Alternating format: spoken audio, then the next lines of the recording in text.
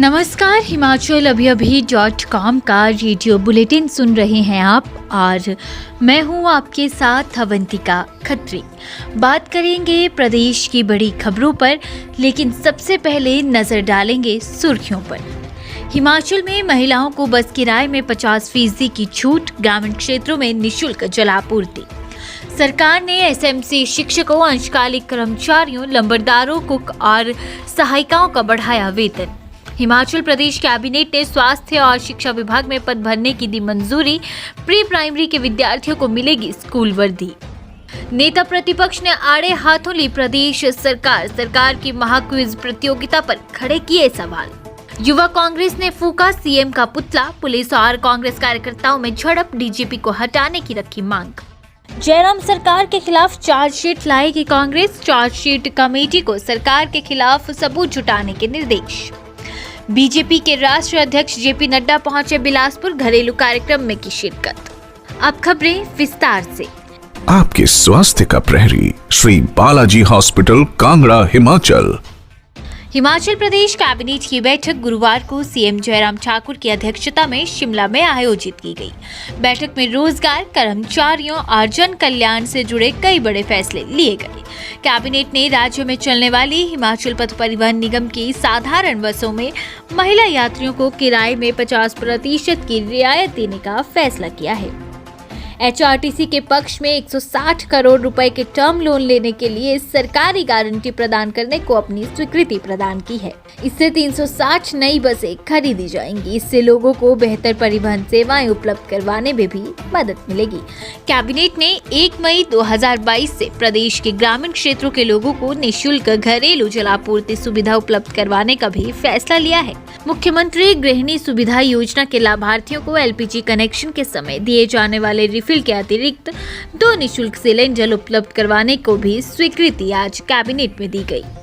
Himachal Pradesh cabinet ने राजस्व विभाग के पटवार सर्कलों में कार्यरत अंशकालिक कर्मचारियों का मानदेय मौजूदा 4100 से बढ़ाकर 5000 रुपए प्रतिमाह करने का फैसला लिया। साथ ही राजस्व विभाग में लंबरदारों के मानदेय को मौजूदा 2300 से 3200 रुपए प्रतिमाह करने का फैसला लिया गया है। कैबिनेट ने मिड डे मील के तहत 1 अप्रैल 2022 से कुक और सहायिकाओं के मानदेय में 900 रुपए की वृद्धि करने का फैसला लिया। इस फैसले से प्रारंभिक शिक्षा विभाग में कार्यरत 20,650 से अधिक कुक और सहायिकाओं को लाभ होगा। शिक्षा विभाग में कार्यरत अंशकालिक जलवाहकों के मानदेय में 1 अप्रैल 2022 से 900 रुपए प्रतिमाह करने का फैसला लिया गया। इससे 581 जलवाहक लाभान्वित होंगे। कैबिनेट ने एसएमसी के तहत नियुक्त सभी श्रेणी के 2477 शिक्षकों के मानदेय में 1000 रुपए की बढ़ोतरी भी की है। सीएम जयराम की अध्यक्षता में हुई कैबिनेट ने शिक्षा विभाग के सुचारू संचालन के लिए अधीक्षक ग्रेड 1 के 66 पदों को सृजित करने और भरने की स्वीकृति दी।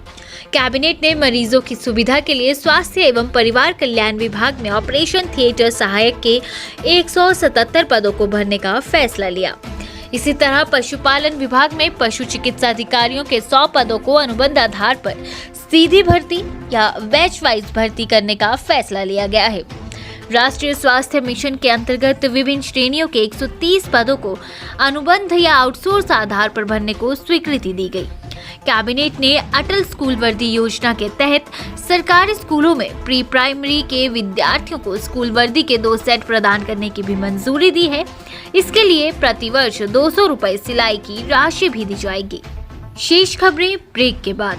नेता प्रतिपक्ष मुकेश अग्निहोत्री ने कहा कि मौजूदा सरकार ज्वलंत मुद्दों से जनता का ध्यान भटकाने के लिए आए दिन नए शगुफे छोड़ रही है। उन्होंने कहा कि अब सरकारी धन के दुरुपयोग को लेकर सरकार ने नया ड्रामा शुरू किया है, जिसका नाम महाक्विज रखा गया है। नेता प्रतिपक्ष ने कहा कि अब कोई भी प्रतियोगिता इस सरकार को नहीं बचा सकती। प्रदेश सरकार की इस प्रतियोगिता पर कटाक्ष करते हुए मुकेश अग्निहोत्री ने कहा कि जयराम अब चाहे जितने मर्जी राउंड करवा लें, उनका जाना तय है। वर्तमान में प्रदेश सरकार का पूरा ढांचा फेल हो चुका है और इस फेल ढांचे के कई सवालों के जवाब जनता मांग रही है।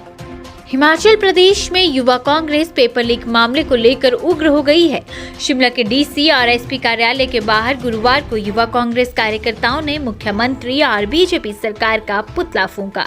इस दौरान कांग्रेस कार्यकर्ताओं और पुलिस के बीच झड़प भी हुई। कांग्रेस की युवा ब्रिगेड पुलिस पेपर लीक मामले में ही पुलिस महानिदेशक संजय कुंडू को पद से हटाने की मांग कर रही है और उनके खिलाफ जबरदस्त नारेबाजी भी की गई।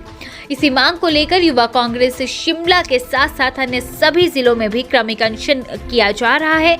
आज इनके अनशन का 10वां दिन था और रोजाना की तरह आज भी सरकार के खिलाफ जमकर प्रदर्शन किया गया।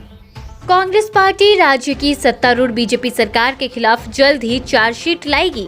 इसे जल्द लाने के मकसद से आज कांग्रेस मुख्यालय राजीव भवन शिमला में अहम बैठक बुलाई गई थी, लेकिन कांग्रेस प्रदेशाध्यक्ष प्रतिभा सिंह के किन्हीं कारणों से इस बैठक को कुछ समय के लिए टाल दिया है।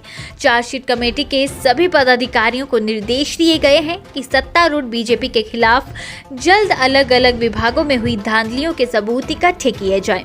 हिमाचल कांग्रेस के पूर्व अध्यक्ष कुलदीप सिंह राठौर ने पार्टी की चार्जशीट कमेटी गठित कर रखी है। कुलदीप राठौर अध्यक्ष रहते हुए चार्जशीट कमेटी की बैठक भी कर चुके थे। इसी बीच प्रतिभा सिंह को नया प्रदेशाध्यक्ष बनाया गया है। अब प्रतिभा सिंह इस कमेटी की दोबारा बैठक बुलाएंगी। बीजेपी के राष्ट्रीय अध्यक्ष जेपी नड्डा गुरुवार को बिलासपुर पहुंचे। अपने घर विजयपुर में मांगलिक कार्यक्रम में शिरकत करने के लिए जेपी नड्डा बिलासपुर आए हैं। जेपी नड्डा विजयपुर में ही अपनी बहन के नवनिर्मित घर के गृह प्रवेश पर आयोजित किए गए मांगलिक कार्यक्रम में पहुंचे थे। नड्डा गुरुवार सुबह झंडुता के सुनहानी हेलीपैड पर पहुंचे। वहां से नड्डा अपने काफिले के साथ सीधे विजयपुर अपने घर चले गए। घर पहुंचने पर नड्डा ने अपने पिता से आशीर्वाद भी प्राप्त किया और उनसे उनके स्वास्थ्य के बारे में भी पूछा।